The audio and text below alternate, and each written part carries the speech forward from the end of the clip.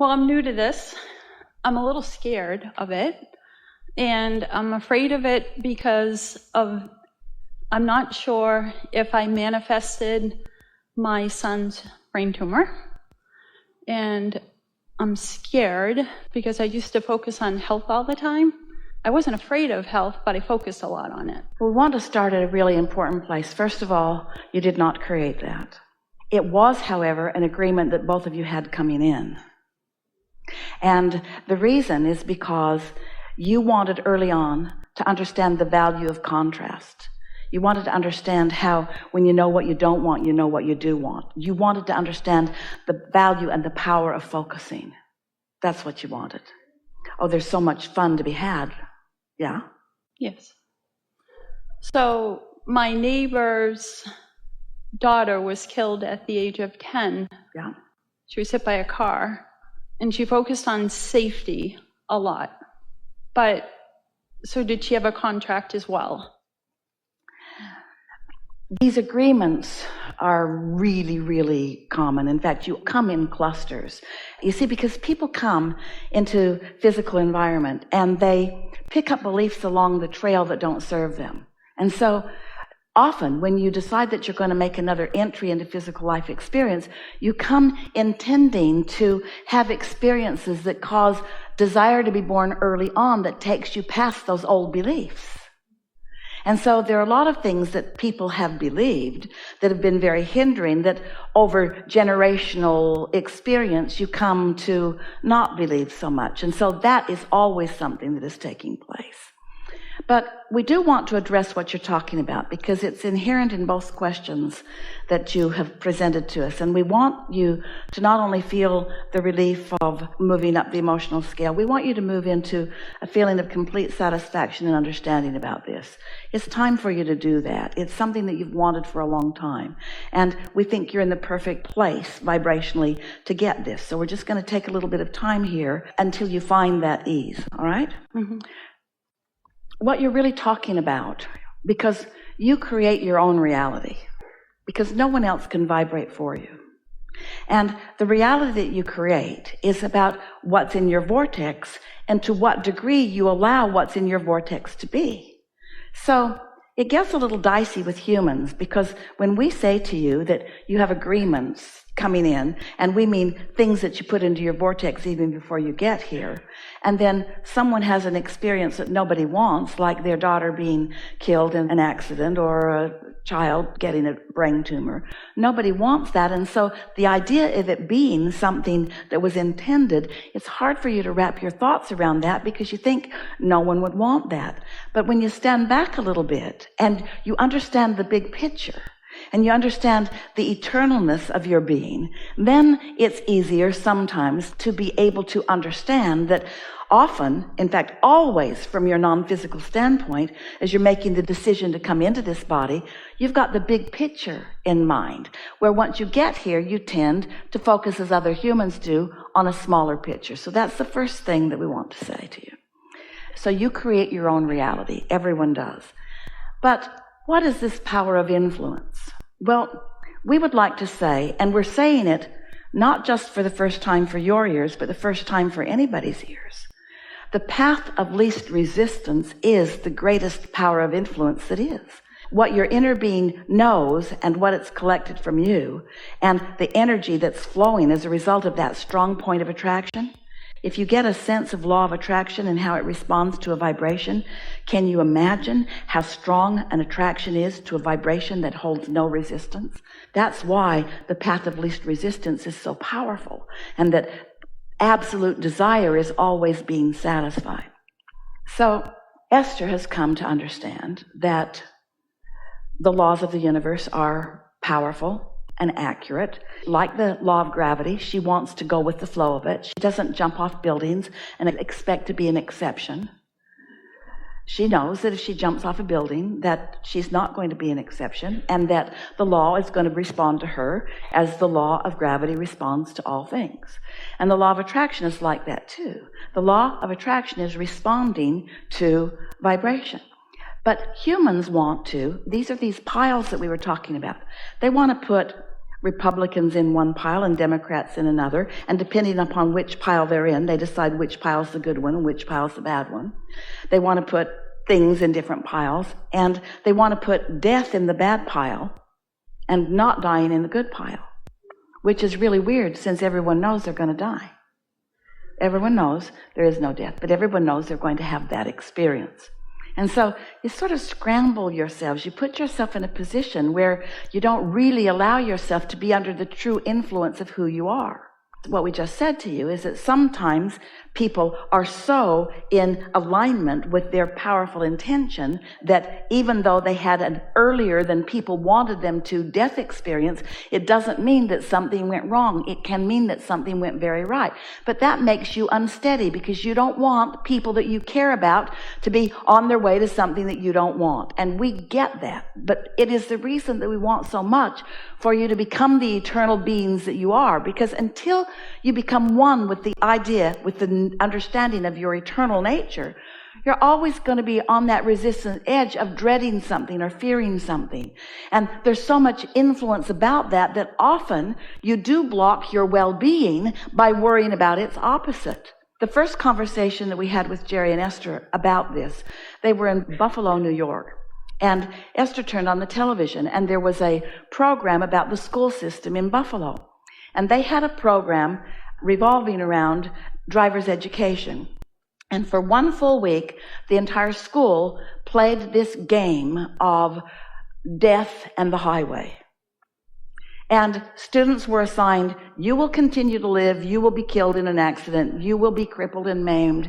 And they filled the field house with broken cars that they dragged in from different junkyards that had been involved in accidents so that the children could walk around and see the damage that could be done to cars. And then they showed them films and all kinds of things, warning them against drunk driving, drinking while driving.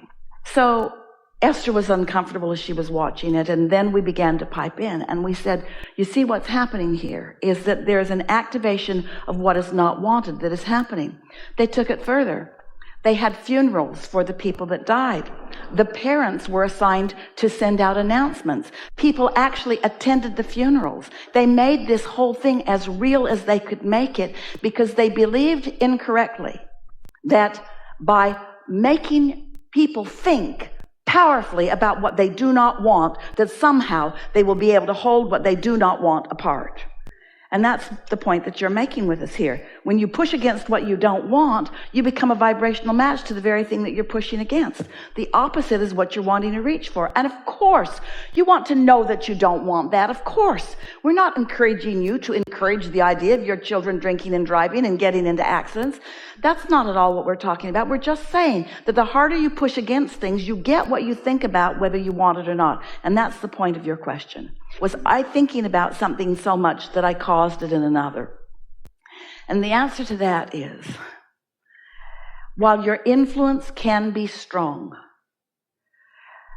and influence is a factor, everyone does create their own reality. Everyone creates their own reality. And we're answering your question specifically. This was something that the two of you cooked up. In fact, more of you than the two of you cooked it up, knowing the value that it would bring to you. So, Esther had an experience last week or two, and we're going to talk about it, even though Esther was reluctant for us to talk about it because it involves people that she loves that are here in this room with her, who travel with her, that go from city to city. But a few weeks ago, they were in San Diego, and then the next week they were in another city, Chicago or somewhere, and when they got there, one of the screens was not with them. That left it in the last city. Well, now, these are very reliable people. They don't leave things behind, but they left that behind. And Esther was in San Diego. She has a house there, and so she was there. And so she thought, no problem, we'll gather up the screen and we'll ship it out. But it wasn't fun to gather up the screen. It's really long, doesn't fit in any vehicle, and really heavy, and really awkward, and annoying, really. And so she didn't have strong negative thought about it, but she was frustrated about it, and pointed about it, and didn't give really much more thought to it than that. But she's been playing this game that we talked about staying satisfied. And here she was, dissatisfied, and really not doing anything about it. So she felt the dissatisfaction, and didn't do anything about bringing herself back into satisfaction. She could have. So easy to acknowledge the thousands and thousands and thousands and thousands and thousands and thousands and thousands of things that these guys do perfectly, as compared to one little thing in all this time that it's gone wrong. It would have been really easy to do. She just didn't do it. Instead, she got focused on the gathering it up and who's going to do it and how they're going to take it. And so it was very mild, sort of like the kind of thoughts that you're thinking about in comparison to the well-being that you intend. Really mild, not a big deal. And then she wanted them to decide. She took it a little further, far past satisfaction, into let's wrestle this to the ground and kill it. I want you guys to figure out who's in charge of not leaving things behind. So get together and decide who you're going to assign to be the one that's in trouble when it happens. That's basically what she was saying. It's not what she said, but it's kind of what she meant. I want someone to hold responsible for this. And then she thought, I actually hold John responsible. He's the one that drives the truck. I pick John. Nobody else would pick John, but Esther picked John. She thought that John should be the one that looks in the truck. How do you miss a big frickin' screen? Really, John? Really? There she got with it. Now, she didn't need to go there, and it wasn't that painful. It wasn't anger. It wasn't, I want to kill myself. It wasn't, things have gone terribly wrong. It was just, in comparison with satisfaction, certainly not satisfaction. And so then a few days later, she gets a text from John. The van isn't running well. It's an acceleration problem, which really scared Esther because things are on that van that matter. And it was on its way to another city, and it was maybe broken down, which meant, can we buy a new one? Not in time. Do we rent a U-Haul? What do we do? How are we going to get that stuff to where it needs to be? In other words, now she's pretty far into an uncomfortable feeling. So she said, well, let's make a plan B, start thinking about what we might do otherwise, bringing herself back into some alignment. And then she got a call a day later that the Mercedes dealership had the Sprinter van, and they knew what the problem was. John had put the wrong fuel in it. Brilliant John. Really. This is a very clever, efficient, effective person who has been taking things from city to city successfully for a long time. Well, Esther just began to laugh because it did not miss her attention that she'd been focusing on a mistake, had assigned it to a person who the last person on the planet that would ever want to make a mistake she'd assigned it to, and sort of inspired him to ineptness for a moment. So when you say, so did Esther create in his reality? No. She sort of met him there. He was already a little unstable because of what had happened. She didn't do anything to diffuse it. She had not done anything to diffuse the resistance. In fact, what she did encouraged the resistance to the point that she had a thought turn into a thing that let her know she'd encouraged the resistance. You see what we're getting at? Of course. Everyone influences everyone. Your inner being influences you to the best of you, and sometimes you're under that other influence where you're influencing someone maybe not to the best. But in all cases, everyone creates their own reality. Everyone does.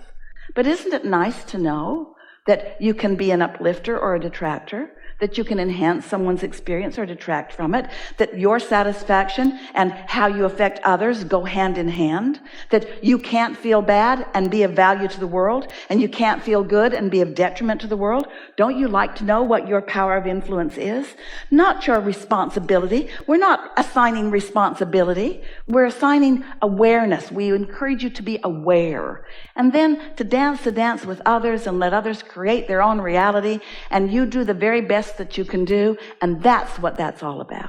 And you absolutely nailed it with responsibility, because I did feel responsible for what happened. So thank you. It's diffused a lot, isn't it? It is. So maybe you've crossed over into some strong relief, and it won't be long before you cross right over into satisfaction. And when you do, then it really picks up speed. Then what you really want kicks into high gear, and the evidence of it is so obvious.